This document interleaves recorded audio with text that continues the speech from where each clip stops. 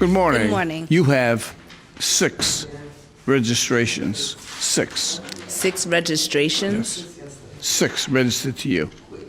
Do you register? Did you register vehicles for anyone else? No, I only have 2 registered vehicles. Well, I'm going to go through them, okay? Okay. All right. Right now, you're driving a Ford. On that Ford, you have 5 speeding tickets and 2 red light violations. Yes, Your Honor. You also had a Honda registered to you last year. My daughter had a Honda.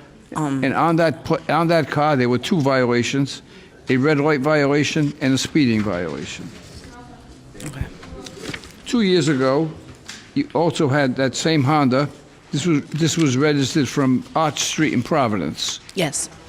3 years ago, you had a Ford. Your Honor, I swore I paid off some of those tickets. You had $200 due on violations that never were paid on that one. What brought you in here today? I did. I received the papers in the mail, finally. Our mail has been getting messed up, so I finally received a couple in the mail, so I came to court today. I mean, how you're not booted, I don't know, but nevertheless, all of these outstanding tickets. Your Honor, I didn't know I had that many outstanding tickets. I had just been trying to pay off my license, and I paid off my license, and I registered the cars. I didn't know that I had that many tickets here, Your Honor. Are you working? No, I'm not. How many kids? I have 6 kids. How old are they? I have a 23, a 22, a 20-year-old, a 6'5", and a 3-year-old. Oh.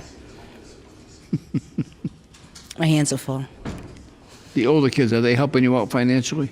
No, 2 are incarcerated, and it's just me and my oldest daughter, and she lives in her own apartment. And the small kids live with you? Mm-hmm. Here's my choices. I can look at your summons and say that you owe whatever the amount is here. It's probably, $1,500 with penalties total. What we should do today is try to work out something that makes sense, okay? Yes.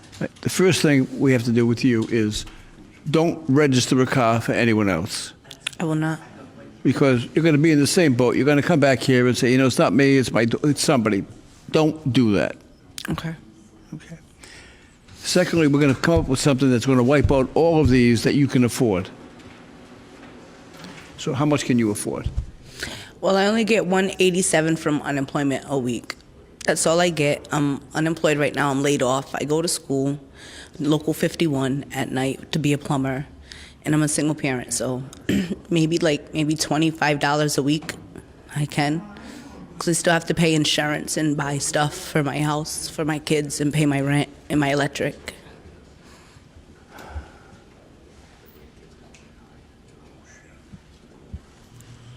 I just looked at the calendar. Today is my mother's birthday. Is it? Congratulations.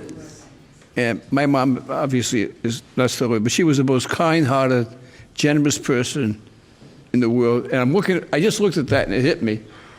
And I'm getting teary-eyed. I'm saying to myself, what would my mother do?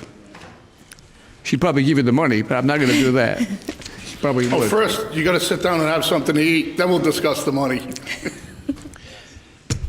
Today, here's what I'm going to do here. I'm going to order you to pay $10 a week. Okay. And I want you to pay it every week. Okay. If you pay $10 a week for 15 weeks without missing, then I will dismiss the balance. Thank you. Because that will do 2 things, okay? It will show responsibility on your part. It will show that you made an effort, okay? Which would make me happy, so that you're going to do that. Yes. And it will also not leave you short any money, so that you won't be able to support your kids. Thank you. Okay, you offered to pay $25 for the whole thing. I'm saying pay $10. Show me that you have responsibility. Yes. Do it for 15 weeks. I'd be happy to dismiss the balance. Thank you, Your Honor, Okay. so much. I appreciate it. And I will. I will. It's another bill on my tab, and it'll get paid. My mom just told me to do that. I can see her telling me. Thank you. Good luck to you. Yeah. You have a good day. As you saw, I was struggling to find an equitable solution to Miss Lee's situation. And then I glanced at my calendar and noticed it was my mother's birthday. Almost instantly, I knew what to do. My mom was helping me as she did throughout my life. My mother was a warm, compassionate, understanding, and giving woman. I remember one day coming home from grade school for lunch, and my mom was making lunch for me, and she was crying. And I said, "Mom, what's the matter?" And she showed me an advertisement. It was a picture from Boys Town in Nebraska. And a young boy was carrying his brother on his back before a priest. And he was answering to the priest and said, "He ain't heavy, Father. He's my brother." And my mother was looking at that picture and thinking of the hardship of those two youngsters in their life. And it broke her down, and she was crying. And we had no money, but she made a contribution to Boys Town of Nebraska. And those were the lessons that I learned as a young man, to give and think of others and be compassionate and considerate and charitable. Show of hands. Who cried during that case? Yeah, me too. Just a little, mainly man tears, which is totally cool these days. Another show of hands. How many of you know Court in Providence is a television show that you can watch every single weekday? That's not enough for you. To find out what channel we're on, go to courtinprovidence.com, click on your local listings, scroll down till you find your hometown, then start weeping again.